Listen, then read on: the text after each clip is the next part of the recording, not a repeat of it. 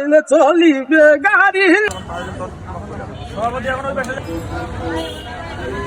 Hello viewers, আজকের এই শান্ত গোধূলি বিকেলে আমরা দুই ভাই মিলে রওনা দিলাম দিনাজপুরের পথে। শীতের হালকা ঠান্ডা হাওয়া আর আকাশের রং বদলে যাওয়ার সেই মুহূর্তে একটা টোটো এসে দাঁড়ালো আমাদের সামনে। আমরা উঠে বসলাম আর টোটো ছুটে চললো তার আপন গতিতে। রাস্তার দুই পাশে ছুটে চলা গাড়ি, মাঝে মধ্যে ভেসে আসা দোকানের আওয়াজ আর শীতের ঠান্ডা বাতাসে সব মিলিয়ে মনটা যেন আরো ঠান্ডা হয়ে গেছে। যদিও বা শব্দ দূষণ আমার একদমই ভালো লাগে না, তবু আজকে কেমন যেন আলাদা একটা ভালো লাগা কাজ করেছিল মনের মধ্যে। প্রায় আধা ঘন্টার যাত্রা শেষ করে আমরা পৌঁছে গেলাম দিনাজপুরের মহারাজার মোড়ে। সেখান থেকে মেইন রোড ধরে টোটো ছুটে চললো লিলির মোড়ের দিকে। গন্তব্য একটাই, মোবাইল হসপিটাল। আসলে কয়েকদিন আগে আমাদের প্রিয় মোবাইলটা হাত থেকে পড়ে গিয়ে তার পুরোপুরি হাত পা ভেঙে ফেলেছে, তাই তাকে নিয়ে আসা এখানে চিকিৎসা করার জন্য। অবশেষে পৌঁছে গেলাম সেই লিলির মোড়ের পরিচিত মোবাইল হসপিটালে। ভেতরে ঢুকে খুঁজে বের করলাম আমাদের সেই চিরচেনা ডক্টরকে, যিনি প্রায় আমাদের মোবাইলের চিকিৎসা করে থাকেন। ডক্টর মোবাইলটা হাতে নিয়ে বলল, ভাই অবস্থা তো পুরোই খারাপ, একদম আইসিইউ কে। শুনেই তো আমাদের বুকটা ধক করে উঠলো। আর আমরা জিজ্ঞাসা করলাম, স্যার তাহলে খরচ কত পড়বে? ডক্টর সাহেব খুব সিরিয়াস মুখে বললেন, মোট খরচ হবে 2000 টাকা। আমরা একটু হাসি মুখে বললাম, স্যার আমরা তো গরিব মানুষ, একটু কম করে দেখেন।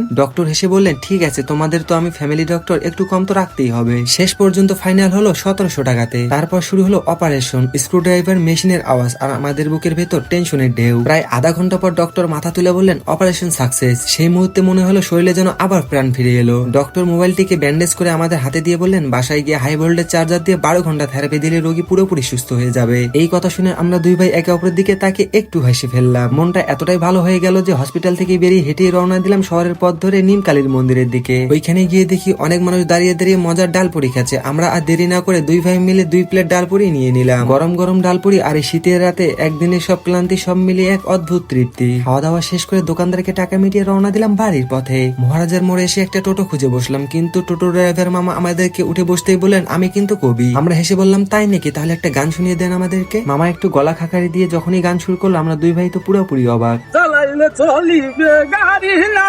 চালাইলে নাই। তো বন্ধুরা, আপনাদের কাছে যদি ড্রাইভার মামার গানটি ভালো লেগে থাকে তাহলে অবশ্যই কমেন্ট করে জানাবেন, তাহলে ফুল গানটি দিয়ে দেবো আপনাদের মাঝে। আবার দেখা হচ্ছে আপনাদের মাঝে নতুন একটি ভিডিও নিয়ে। ততক্ষণ সবাই ভালো থাকবেন, সুস্থ থাকবেন।